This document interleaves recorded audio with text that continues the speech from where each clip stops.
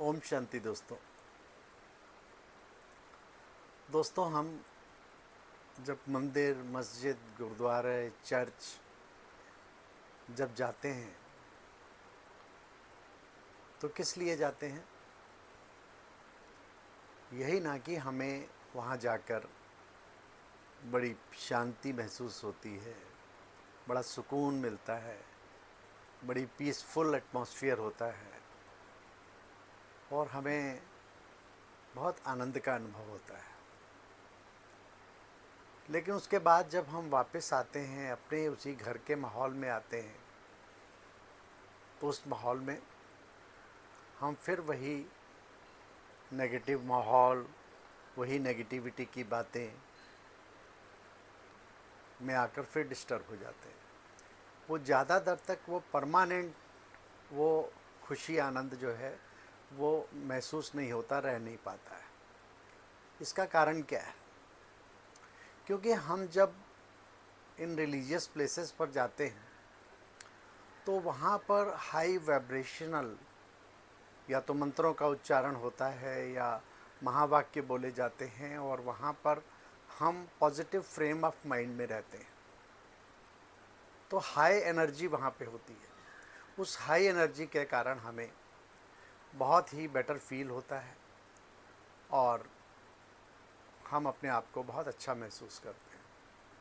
लेकिन जैसे ही हम घर आते हैं तो घर में रहने वाले लोग जो हैं उनसे रेगुलर नेगेटिव एनर्जी निकल रही है। एलिवेटेड एनर्जी ना होने के कारण हमारी जो हाई एनर्जी हम लेके आए थे वो भी लो एनर्जी में कन्वर्ट हो जाती है।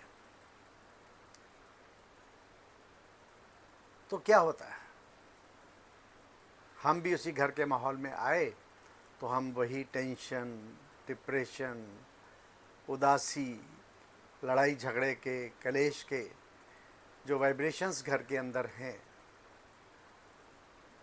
हम भी उस लेवल पे आ जाते हैं जिस लेवल के वाइब्रेशन घर पे थे। मान लो हम हाई वाइब्रेशन पे थे, हम 100% बैटरी चार्ज करके आए थे, लेकिन उस माहौल में आते ही हमारी बैटरी 50%, 60%, 80% डिप्लीट हो जाती है।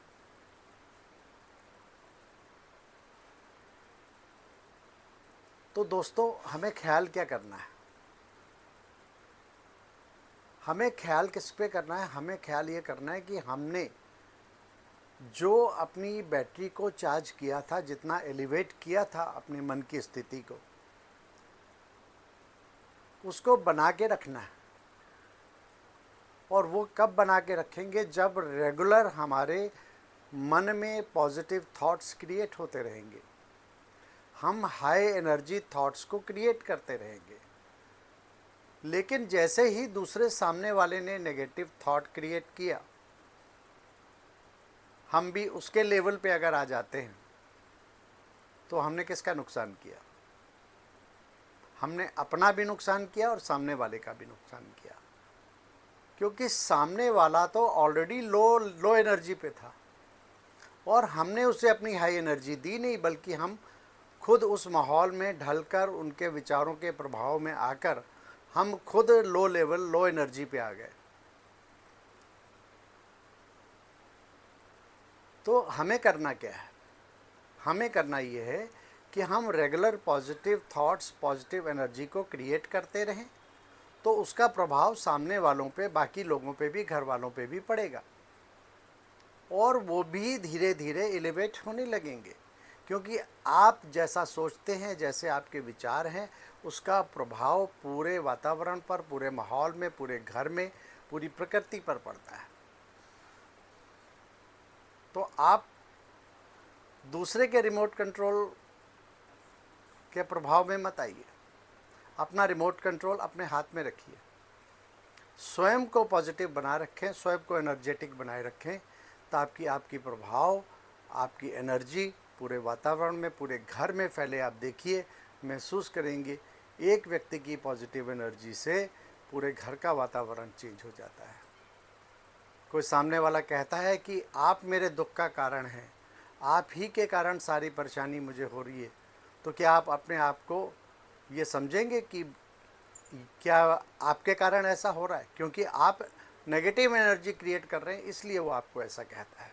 लेकिन आप रेगुलर उसको पॉजिटिव एनर्जी देते जाइए, एक दिन आप महसूस करेंगे कि उसका प्रभाव उसकी मन स्थिति पर आएगा और वो भी पॉजिटिव थिंकिंग क्रिएट करने लगेगा। हमें आप स्वयं को पॉजिटिव रखना है, स्वयं को हाई एनर्जी लेवल पर रखना है, जिससे कि सामने वाले की लो एनर्जी है वो भी आपके कांटेक्ट में आकर हाई एनर्जी बन जाए। थैंक यू दोस्तों। ओम शांति।